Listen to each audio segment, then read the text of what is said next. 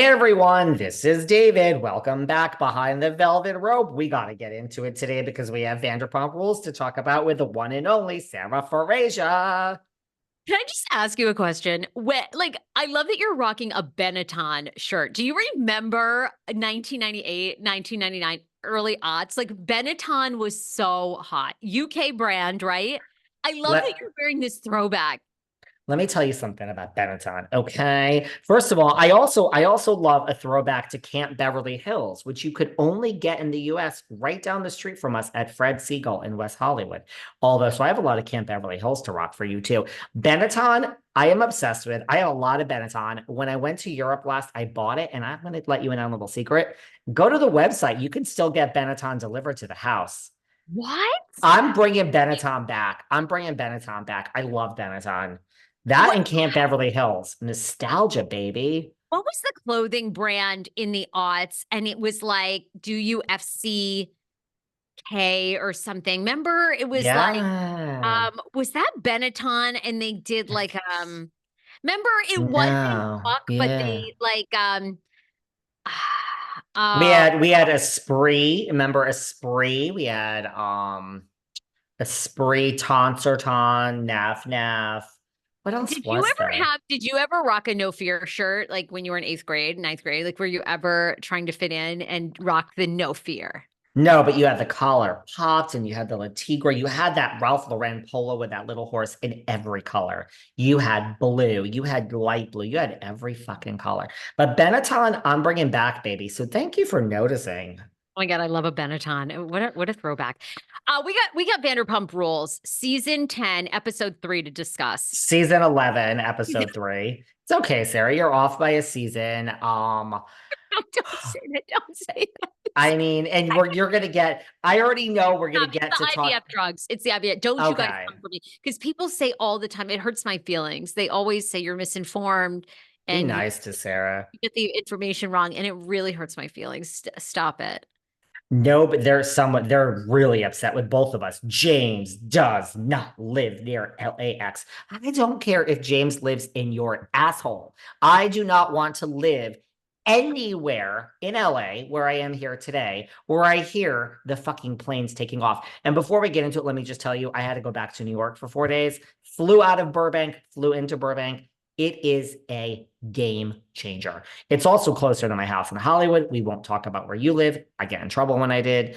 Um, When I buy my house near LAX, you're not coming to visit. Like Sarah, you don't want to hear the airplanes as we lounge outside, but in my little 2x2 garden area. Like what?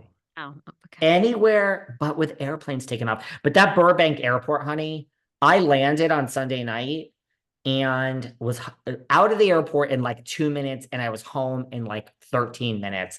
Then I went to Mother Wolf for a drink with my friend Evan.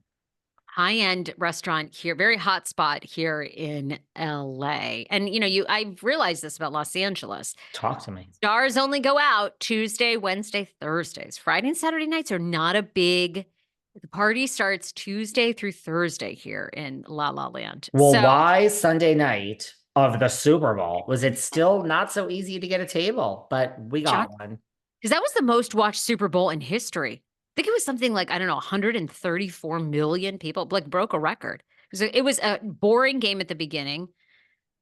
Usher started slow, ended strong. And then the second half was like amazing. And I know how much you love sports, and I'm here to talk sports.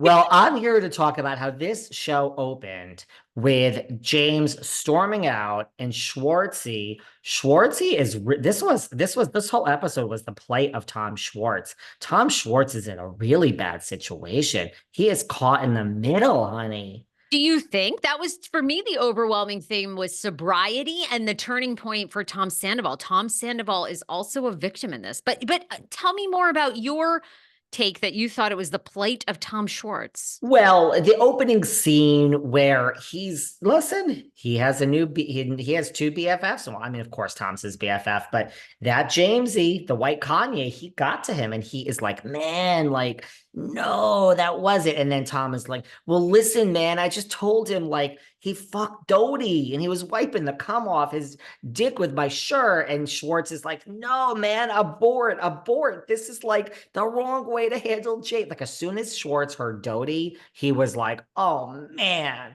you fumbled the ball with my boy James. Like that is not like Tom. Like you're trying to get back in with these people. I don't think bringing up, James fucking Kristen Doty when you basically like were dating her and breaking up with her was the way to handle this. No, I felt the episode started with our boy, your boy especially, Mr. Schwartz being in a very tight predicament between his BFF and the others. It actually, I'm back on board for you. I did think because, the other big pivotal moment of this episode is where Tom Sandoval confesses to LVP that he has had suicidal thoughts when he promised her that if he ever thought that he would call her immediately because sadly she lost her brother to suicide.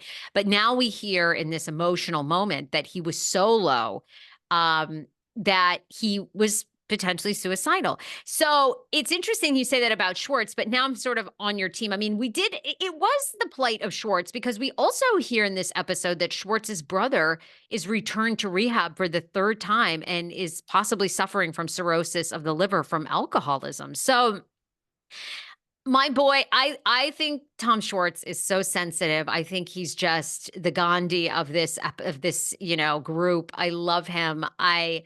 I think he's the bridge. He's the peacemaker. He's trying to say, guys, can we move forward where Ariana seems to be living her best life?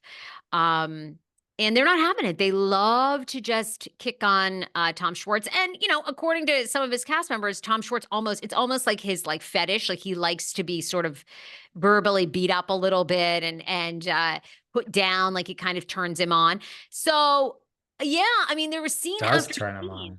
right? Well, I mean, that first, It it does good. turn. Well, that first scene, like after that, then he tells Tom, like, listen, I got some bad news, man. I'm really nervous to tell you this, but I have to leave. I have to go to emo night. Like, I'm so sorry. It's your birthday, man. So, like, just physically, he doesn't know where to be and what to do. Then he explains that even though Tom is a doucher, it's still his BFF, and he's not willing to look. They're going to be together forever. They're not going to part ways, but he was there for the birthday. And for everyone who was worried about how Tom Sandoval was going to like film, I mean, we have Billy Lee, we have, Jason, who you've met, the band's manager, we have Kyle Chan. I mean, Tom is doing just fine. They're going to pull in any random person and give them, we hired an actress, her name is Anne, or, we gave her lines. Here's where we got some heat. Did you have people slide into your DMs? I had a couple of people slide into my DMs and they said, she is not an actress. We can promise you that. She is legitimately his assistant. So what are your thoughts? All right, well, slide into my DM so I can block you and be rude to me. You know what it is? If you are rude to me, no, if you're rude to me like a puss, like with your 2-inch dick, if you're rude to me, I guess I'm riled up today. If you're rude to me in my DMs, like if we've never exchanged anything and you're